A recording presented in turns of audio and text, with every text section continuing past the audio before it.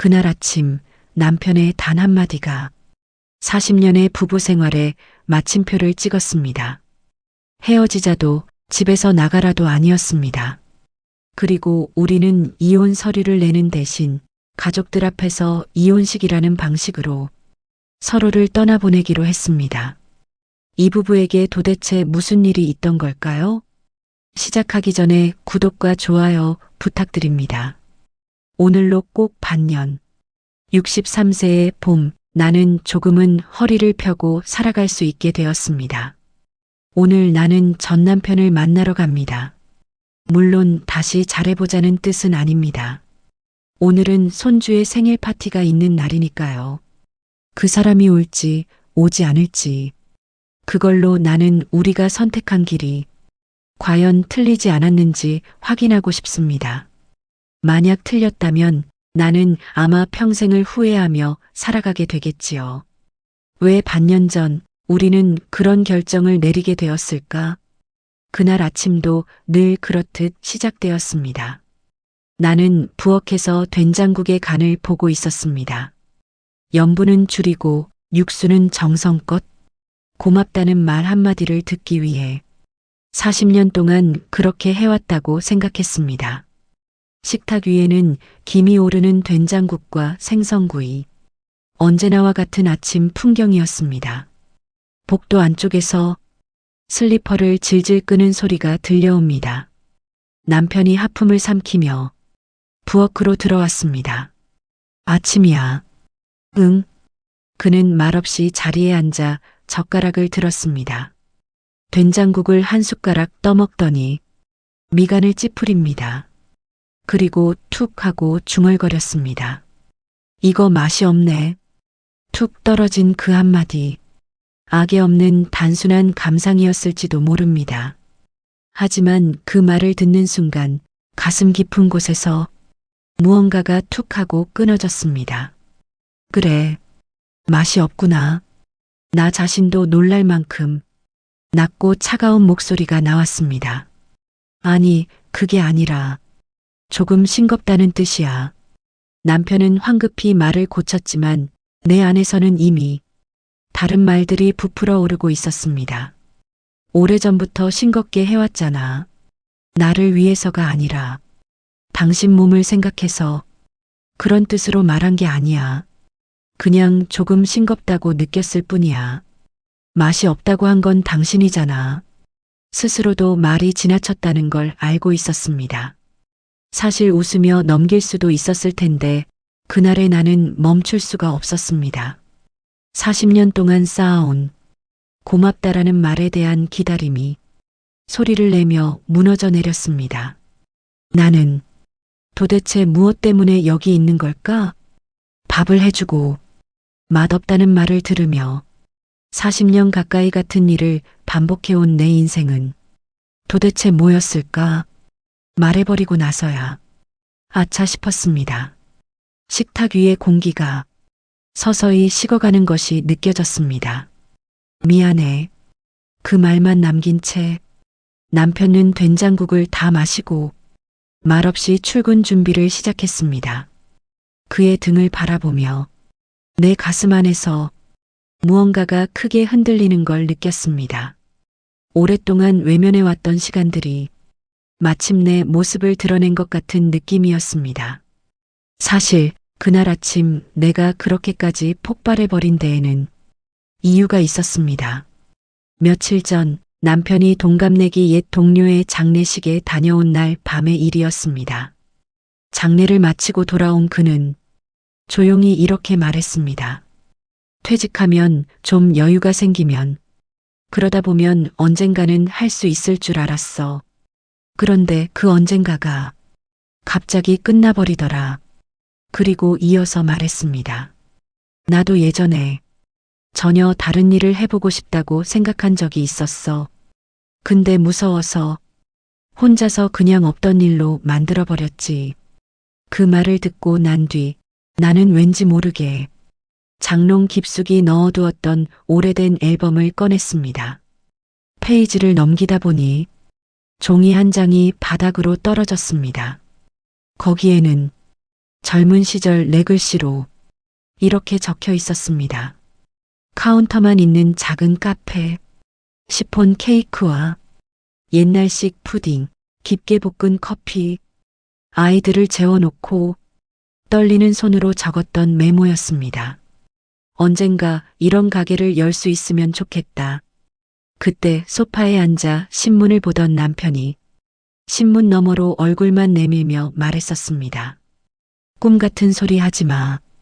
에셋의 대출도 있는데 될 리가 없잖아. 그 한마디로 나는 그 메모를 서랍 깊숙이 넣어버렸습니다. 꿈도 함께 조용히 접어버린 채로 40년이 흘렀습니다. 누렇게 변한 종이를 바라보며 나는 생각했습니다. 나도 한 번쯤은 내 꿈에 제대로 마침표를 찍어보고 싶었는데 그 생각을 한 바로 다음 날 아침 그 된장국의 아침이 찾아온 것입니다. 맛이 없다는 말을 들은 그날 이후 가슴속의 잡음은 한 번도 가라앉지 않았습니다. 마트에서 된장을 고르면서도 빨래를 널면서도 내 인생은 뭐였을까? 그 목소리만이 머릿속에서 계속 반복되었습니다. 그리고 그날 밤 식탁 위에 찻잔 2개를 올려놓고 나는 깊게 숨을 들이켰습니다. 여보, 할 말이 있어. 그는 놀란 듯 나를 보더니 자세를 고쳐 앉았습니다. 이혼합시다. 말로 내뱉는 순간 내 자신이 한 말에 내가 가장 놀랐습니다. 40년 동안 단 한 번도 고맙다를 듣지 못했던 아내가 처음으로 자기 자신을 위해 선택한 말이었습니다. 방 안에는 시계 초침 소리만 울렸습니다. 이혼이라니 지금 무슨 소리를 하는 거야? 남편의 얼굴이 점점 굳어갔습니다. 나는 한 번 더 숨을 고르고 조심스럽게 말을 이었습니다. 근데 나 이혼이라는 말이 별로 좋아지지가 않아. 마치 누군가가 잘못한 것 같잖아. 그게 아니라 서로 정말 잘해왔다고 생각하거든. 그리고 천천히 말을 이어갔습니다. 그래서 이혼이 아니라 졸업하지 않을래? 졸업? 응. 부부라는 역할을 여기서 한번 졸업하는 거야. 아이들도 다 독립했고 우리도 정말 열심히 살았잖아. 더 이상 참고 버티는 부부로 사는 것보다 각자의 남은 인생을 다른 형태로 소중히 하고 싶어. 그 순간 방 안의 공기가 조금 바뀐 것 같았습니다. 히로시는 눈을 크게 뜨더니 잠시 침묵했습니다. 그리고 작게 숨을 내쉬었습니다. 솔직히 말하면 나도 계속 피곤했어. 너만 그런 게 아니야. 좋은 남편이어야 한다는 생각에 어딘가에서 계속 힘을 주고 있었던 것 같아. 그는 찻잔을 2손으로 감싸주며 말했습니다. 근데 말이야. 내가 오늘 졸업이라고 말했을 때 오히려 마음이 좀 놓였어. 참기만 하는 부부라는 것도 외로운 거네. 그러게. 그렇게 말하며 남편은 쑥스러운 듯 시선을 내렸습니다. 아이들한테는 제대로 설명해야겠지. 중년 불륜 때문에 갈라섰다거나 그런 건 아니라고. 그런 이유로 이혼이라니 절대 싫어. 우리 둘은 무심코 웃고 말았습니다. 그 웃음에는 조금의 쓸쓸함도 섞여 있었습니다. 다음 주말 우리는 영상통화를 연결해 새 아이의 얼굴을 마주했습니다. 화면에는 장녀, 장남, 그리고 멀리 사는 막내딸의 얼굴이 나란히 떠 있었습니다. 처음에는 당연히 반대가 나왔습니다. 잠깐만, 지금 와서 이혼이라니 무슨 말이야? 가장 먼저 목소리를 높인 건 막내였습니다. 첫째는 팔짱을 끼고 한숨을 쉬었고 둘째는 머리를 극적였습니다. 이 나이에 부모가 이혼이라니. 솔직히 우리도 놀랐어. 다케시는 곤란한 표정으로 말했습니다. 그냥 걱정돼서 그래. 그때 막내가 문득 씁쓸하게 웃으며 말했습니다. 근데 두 분 계속 참기 대회 결승전 같은 얼굴하고 살지 않았어? 그 말에 남편도 막내도 참지 못하고 웃음을 터뜨렸습니다. 우승 트로피 하나쯤 집에 있었어도 이상하지 않겠다. 화면 너머로 아이들의 웃음이 번졌습니다. 불륜이나 빚 같은 거 그런 건 아니지? 막내가 확인하듯 물었습니다. 아니야. 그런 건 전혀 없어. 그냥 오랫동안 해오던 참는 삶을 이제 그만두자는 이야기야. 그렇게 설명하자 첫째가 조용히 고개를 끄덕였습니다. 고개를 끄덕이더니 말했다. 그럼 마지막으로 하나만 물어봐도 돼? 엄마, 지금은 조금은 편해졌어? 나는 잠시 생각한 뒤 대답했다. 아직은 잘 모르겠어. 하지만 앞으로의 나를 보면서 천천히 확인해 보려고. 첫째가 그 말을 듣고 조용히 고개를 끄덕였다. 그럼 엄마 졸업이라고 했으니까 제대로 식도하자. 식? 응. 우리가 증인이 돼줄게. 서로 졸업증서 같은 것도 써서 읽고 40년분의 마음을 제대로 말로 남기고 끝내는 게 좋잖아. 막내도 작게 고개를 끄덕였다. 좋은데? 이혼 신고서만 툭 내는 것보다 훨씬 좋아. 다만 둘째만은 끝까지 복잡한 얼굴이었다. 뭐 두 분이 정한 거라면 내가 뭐라 해도 소용없겠지만 그래도 아버지가 좀 신경 쓰이긴 해. 졸업식 날짜가 정해지고 필요한 서류를 준비하기 시작할 즈음 나는 먼저 집을 나와 작은 위클리 맨션에서 살기 시작했다. 집을 나설 때 나는 오래된 앨범을 그대로 두고 나왔다. 그 안에 끼워두었던 카페 메모도 그대로. 더 이상 과거에 묶이고 싶지 않았기 때문이다. 하지만 그 과거는 내가 모르는 사이 조용히 움직이기 시작하고 있었다. 어느 날 둘째 다케시에게서 전화가 왔다. 엄마, 이거 좀 들어봐. 아까 아버지한테 다녀왔거든. 나는 순간 몸이 굳었다. 둘째는 잠시 말을 고른 뒤 이어 말했다. 솔직히 좀 놀랐어. 테이블 위엔 편의점 도시락 빈 상자랑 페트병이 잔뜩이고 TV는 켜져 있는데 소리는 거의 안 들리고 그 한가운데서 아버지가 혼자 메모를 쥐고 있더라. 메모? 응. 낡은 메모였어. 카페가 어쩌고, 시폰 케이크가 어쩌고. 이건 엄마가 젊었을 때 쓴 거라고. 내가 이걸 망쳐버렸다고 하더라. 그래. 그 말밖에는 나오지 않았다. 둘째는 잠시 침묵한 뒤 말을 이었다. 솔직히 왜 이제 와서 그런 말을 하나 싶었어. 근데 아버지 표정이 진짜로 후회하는 얼굴이더라. 그래서 내가 뭘 어떻게 해야 할지 모르겠더라고. 말해줘서 고마워. 전화를 끊은 뒤 나는 부엌에 서서 물을 끓였다. 따뜻한 걸 마시지 않으면 이 마음을 정리할 수 없을 것 같았다. 아, 그 사람도 분명 오랫동안 무언가를 안고 살았겠지. 하지만 둘째의 전화만으로는 그 답을 다 알 수는 없었다. 끓는 물을 바라보며 나는 졸업식에서 읽을 졸업증서의 내용을 다시 생각해 보기로 했다. 원망도 미화도 아닌 지금의 나 자신의 말로 쓰고 싶었다. 그렇다면 남편은 그 졸업증서에 무엇을 쓸까? 그 답을 나는 아직 알지 못한 채였다. 졸업식 당일 우리는 아이들과 손주들에게 둘러싸여 아주 작은 식을 올렸다. 시청에서 절차를 마친 뒤 근처에 작은 방이 있는 공간을 빌려 간단한 졸업증서 수여식을 했다. 진행은 첫째와 막내, 둘째는 비디오 촬영 담당. 손주들은 무슨 식인지도 모르고 신나게 뛰어다녔다. 테이블 중앙에는 봉투 2개. 우리 각자가 쓴 졸업증서를 아이들이 맡아두었다가 이렇게 다시 건네주는 것이다. 그럼 먼저 엄마부터. 첫째가 그렇게 말하며 내 앞에 봉투 하나를 내밀었다. 나는 깊게 숨을 들이마신 뒤 봉투를 열었다. 손끝이 조금 떨리는 걸 느끼며 종이를 펼쳤다. 순식간에 공기가 조용해졌다. 손주들의 웃음소리마저 어딘가 멀게 느껴졌다. 나는 천천히 읽기 시작했다. 졸업증서. 남편에게 40년 동안 옆에 있어줘서 고마웠어요. 지쳐 돌아온 날에도 쉬는 날에는 아이들을 데리고 공원에 가주었죠.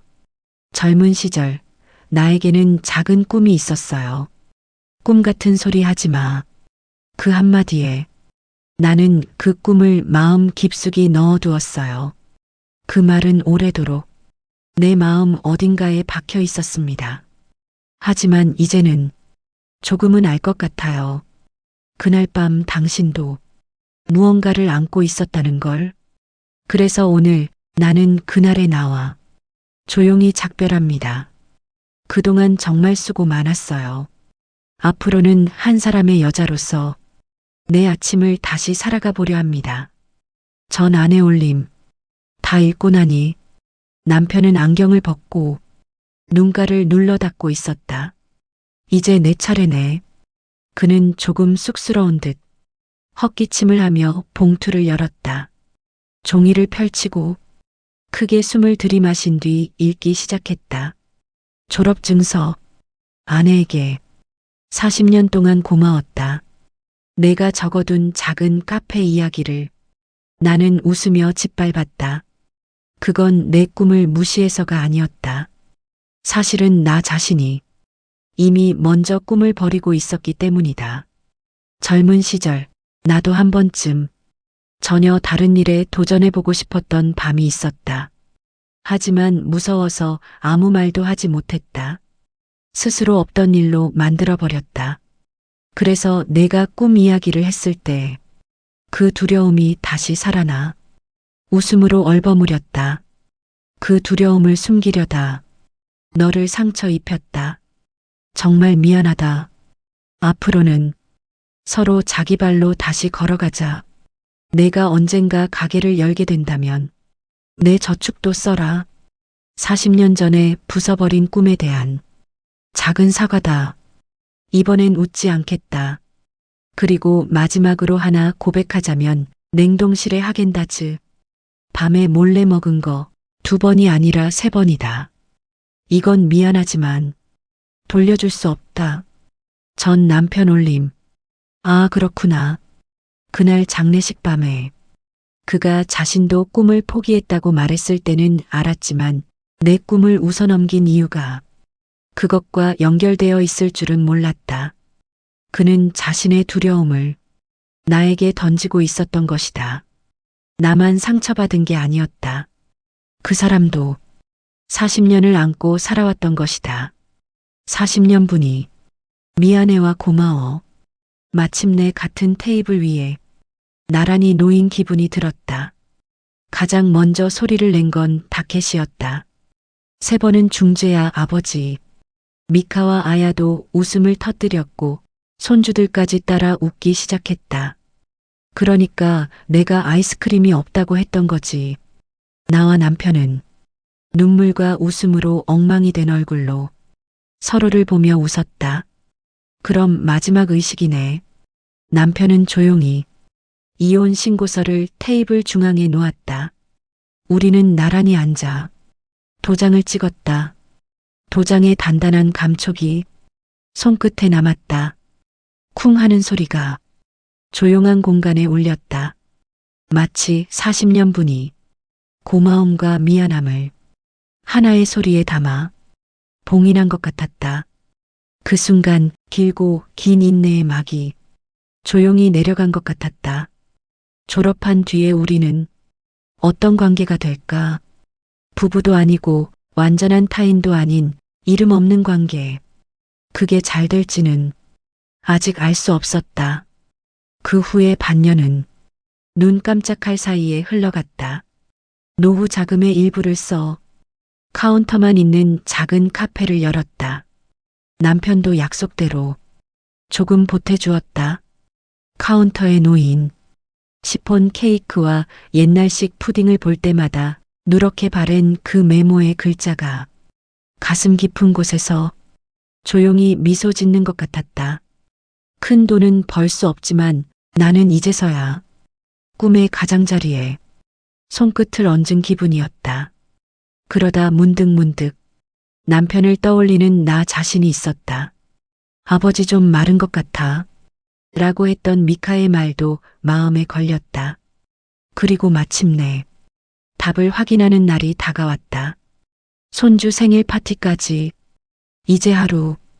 그날 밤 첫째에게서 전화가 왔다. 엄마 내일 말인데. 목소리가 조금 흐렸다. 아버지가 갈 수 있을지 모르겠대. 나는 무심코 손에 힘을 줬다. 무슨 말이야? 자기가 가면 분위기 어색해질까봐 엄마를 볼 면목이 없다고 하더라. 가슴이 꽉 조여왔다.